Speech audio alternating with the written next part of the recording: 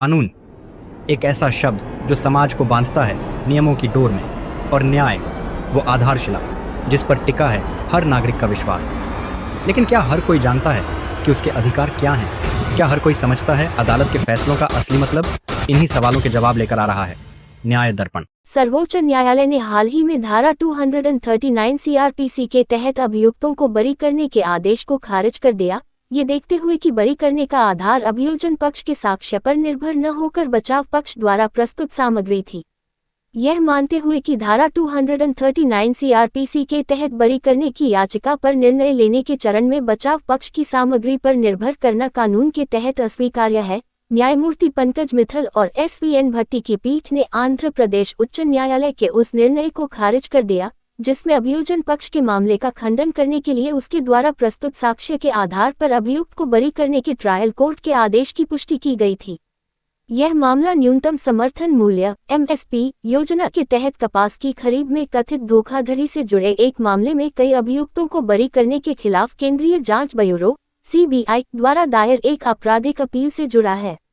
अभियुक्त पर आरोप है कि उसने कम बाजार दरों पर कपास खरीदने, उसे जमा करने और फिर बेनामी किसानों के माध्यम से उच्च एमएसपी दरों पर भारतीय कपास निगम सीसीआई को बेचने की साजिश रची।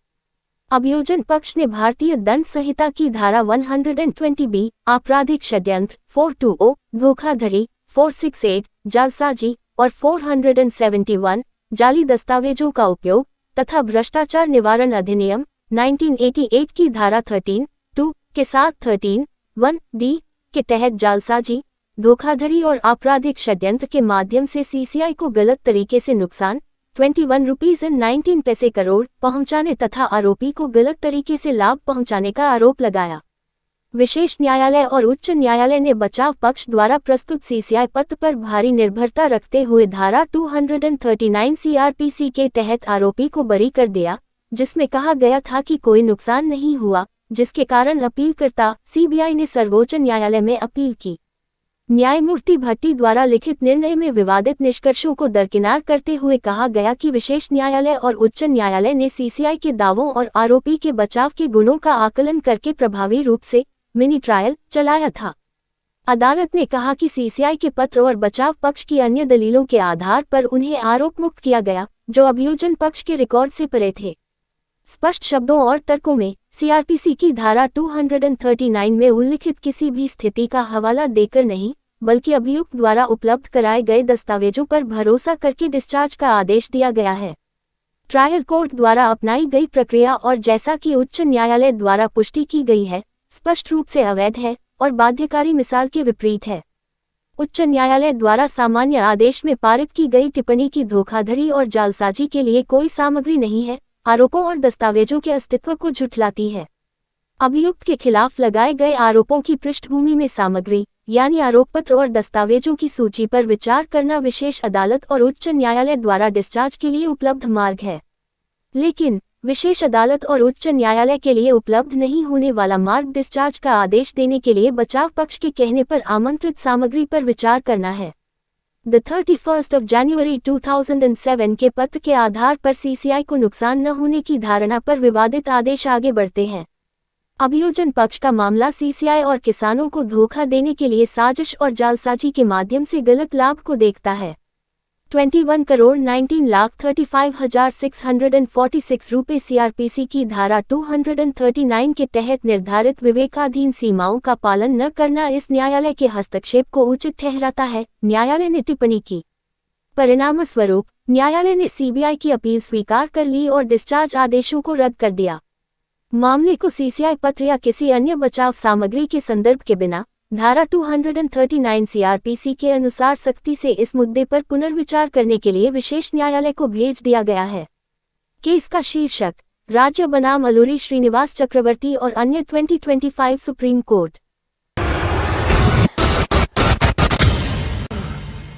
सिंधुपति महाराजा दाहरसेन के 1313 बलिदान दिवस पर द 29 मई को भारतीय सिंधु सभा राजस्थान की ओर से राज्य भर में चल रहे सिंधी बाल संस्कार शिविरों के विद्यार्थियों के साथ युवाओं के लिए रंग भरो प्रतियोगिता का आयोजन किया जाएगा। इसके लिए प्रचार सामग्री व बैनर का विमोचन राष्ट्रीय उपाध्यक्ष महेंद्र कुमार तीर्थानी, प्रदेशाध्यक्ष मोहनलाल वाधवानी, प्रदेश महामंत्री ईश्वर मोरवानी, प्रदेशाध्यक्ष मातृशक्ति शोभा बस्तानी, प्रदेश भाषा व साहित्य मंत्री नवल किशोर गुरनानी की गरिमामयी उपस्थित में किया गया।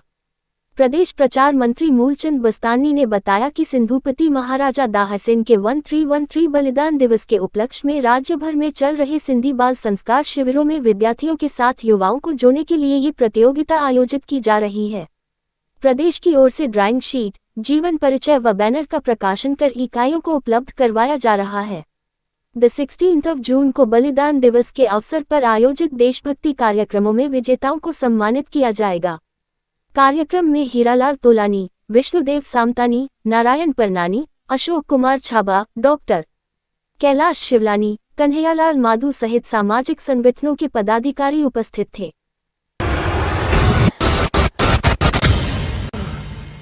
कस्बे की बालिका दिव्या पहलवानी पुत्री गोविंद पहलवानी ने सेकेंडरी बोर्ड की परीक्षा में 96% अंक हासिल कर पहलवानी परिवार सहित विद्यालय व गांव का नाम रोशन किया है। कस्बे के समाजसेवी एडवोकेट डॉक्टर मनोज आहूजा ने बालिका दिव्या से मुलाकात कर उसका अभिनंदन कर बधाई व शुभकामनाएं देते हुए भविष्य में भी इसी प्रकार लक्ष्य निर्धारित कर कड़ी मेहनत करने की बात कही। वहीं इस मौके पर बालिका ने भविष्य में नियमित मेहनत करके डॉक्टर बनकर समाज सेवा करने की बात कही। गौरतलब है बालिका दिव्या कस्बे के मध्यम परिवार के व्यापारी जीवत राम पहलवानी की पोती व गोविंद राम पहलवानी की बिटिया है, जिसने इस सफलता का श्रेय अपने माता पिता व गुरुजनों को दिया है।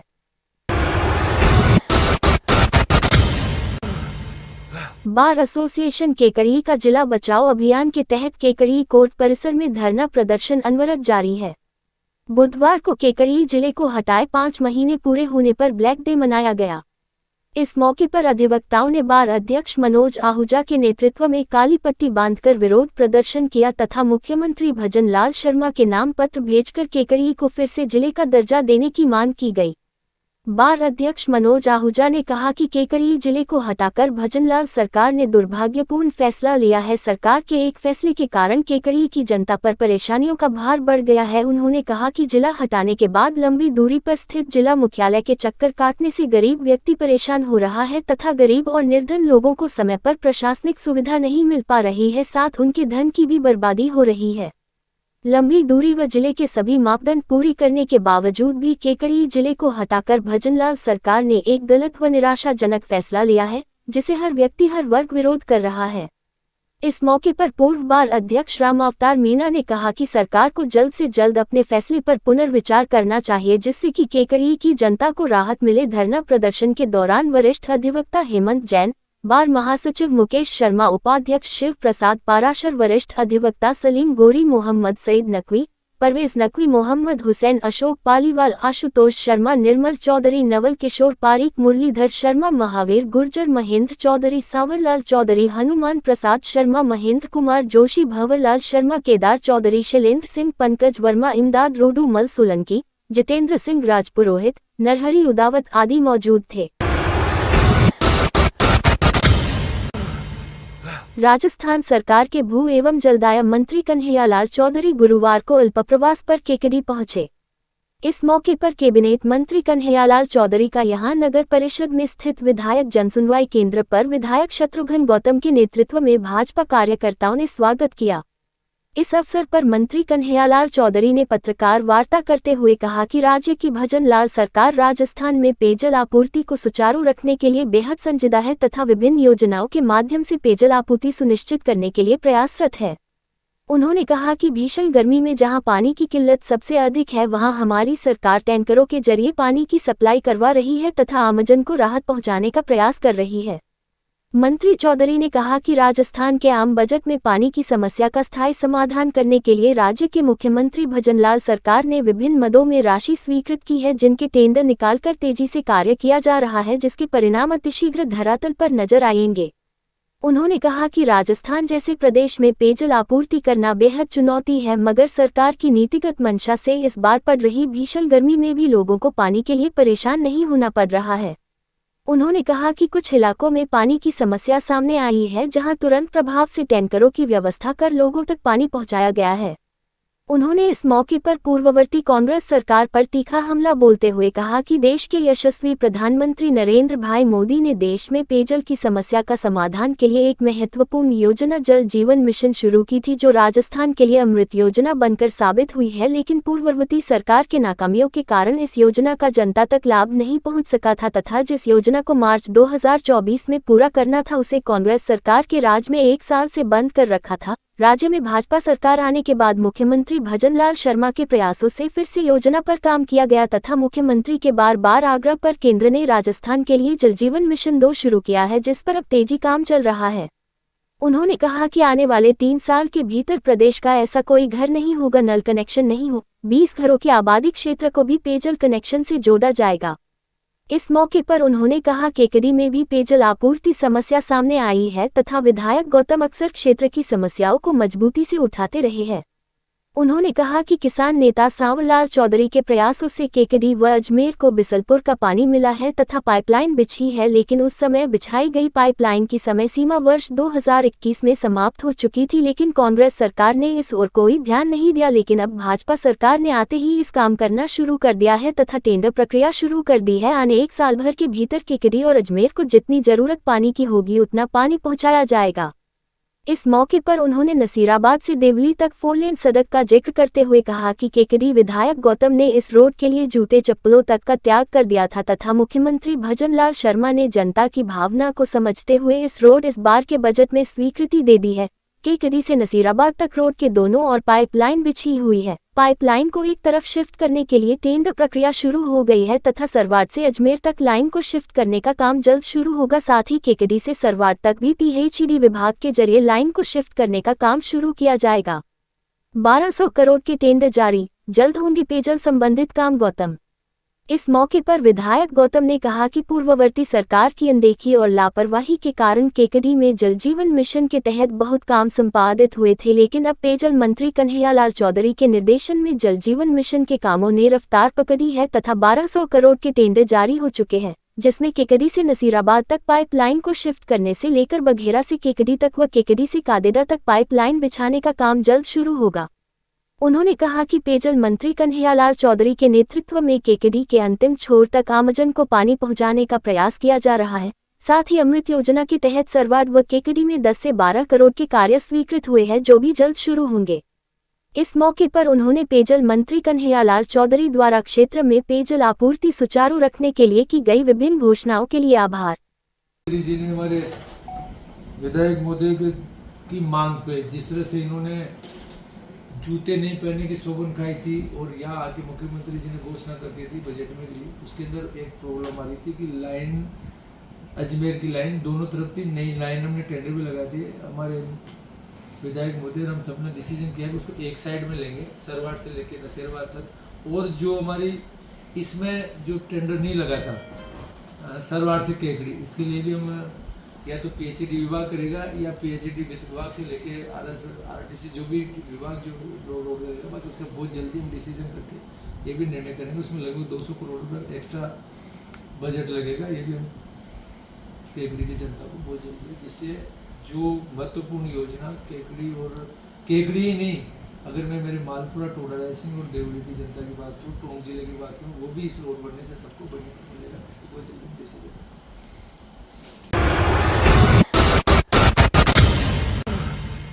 बार एसोसिएशन केकड़ी के अध्यक्ष डॉक्टर मनोज आहूजा व अजमेर बार अध्यक्ष अशोक सिंह रावत के नेतृत्व में 7 सदस्यीय अधिवक्ता दल 31 मई को देश की राजधानी दिल्ली में होने वाले राष्ट्रीय अधिवेशन में भाग लेगा। अखिल भारतीय संयुक्त अधिवक्ता मंच के प्रदेश सचिव एडवोकेट मनोज आहूजा ने बताया कि मंच के स्थापना दिवस के अवसर पर प्रतिवर्ष की भांति इस वर्ष भी राष्ट्रीय सेमिनार का आयोजन किया जा रहा है, जिसमें मंच के राष्ट्रीय अध्यक्ष वरिष्ठ अधिवक्ता चंद्र कुमार वालेजा ने सभी पदाधिकारियों को आमंत्रित किया है। इसी क्रम में संगठन के प्रदेश सचिव मनोज आहूजा व अशोक सिंह रावत के नेतृत्व में सेशन कोर्ट के पूर्व लोक अभियोजक महेंद्र सिंह रावत, जो कि मंच के अजमेर संभाग के महामंत्री हैं, तथा केकड़ी बार के पूर्व अध्यक्ष एडवोकेट राम अवतार मीणा, जो कि संभाग के संयुक्त सचिव हैं। संगठन के जिलाध्यक्ष मुकेश गुर्जर, एडवोकेट मनीराम विश्नोई व महेंद्र चौधरी सेमिनार में भाग लेंगे। इस मौके पर प्रदेश सचिव एडवोकेट डॉक्टर मनोज आहूजा ने बताया कि अधिवक्ता हितों के लिए संघर्ष करने वाले तथा अधिवक्ता संरक्षण कानून लागू करवाने के लिए संघर्षरत देश के सबसे बड़े संगठन अखिल भारतीय संयुक्त अधिवक्ता मंच की स्थापना 4 वर्ष पूर्व 31 मई को हुई थी तथा स्थापना के बाद से ही प्रतिवर्ष संगठन का स्थापना दिवस मनाया जाकर अधिवक्ता हितों पर चर्चा की जाती है। इसी क्रम में इस सेमिनार का आयोजन किया जा रहा है, जिसमें 7 सदस्य भाग लेने के लिए गुरुवार को अजमेर से रवाना हुए हैं। संगठन के संभागीय उपाध्यक्ष व अजमेर बार अध्यक्ष अशोक सिंह रावत ने बताया कि 31 मई को देश के विभिन्न प्रदेशों से आने वाले एडवोकेट्स की मीटिंग न्यू दिल्ली, प्रधानमंत्री museum and library research Gurugram में आयोजित होने जा रही है, जिसमें मंच के द्वारा अधिवक्ता हित कल्याण, सम्मान, सुरक्षा की मांग के साथ साथ अधिवक्ताओं को protection act, pension plan, health insurance, life insurance, junior अधिवक्ताओं को स्टाइफंड देने सहित अन्य विषयों पर चर्चा की जाएगी। मंच के राष्ट्रीय अध्यक्ष श्री चंद्र कुमार वालेजा की अध्यक्षता में आयोजित होने वाले इस राष्ट्रीय अधिवेशन में मुख्य अतिथि मुख्यमंत्री महोदया श्रीमती रेखा गुप्ता जी एवं लोकसभा अध्यक्ष श्री ओम बिरला साहब विशिष्ट अतिथि हेतु आमंत्रित हैं। इस कार्यक्रम में अजमेर बार के अध्यक्ष अशोक सिंह रावत व केकड़ी बार अध्यक्ष मनोज आहूजा भी संबोधित करेंगे।